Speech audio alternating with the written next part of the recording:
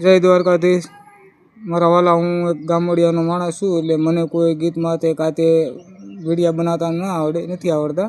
એટલે હું એક મારા પોતાનો અનુભવ અને પોતાની વેદના છે તે તમારી આગળ રજૂ કરું છું અને મારા મનને હળવું કરું છું।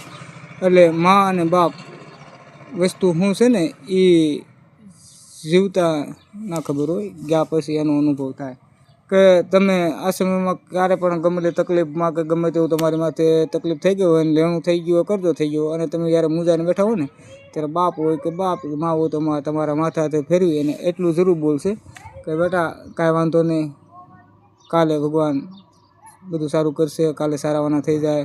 હકીકતની અંદર કાલ કાંઈ થવાનું ના હોય, પણ તમને આવું કંઈ જિજ્ઞાસા અને દિલાસો આપે એટલે તમારા મનને વ્યાકુળમાંથી બહાર લાવે।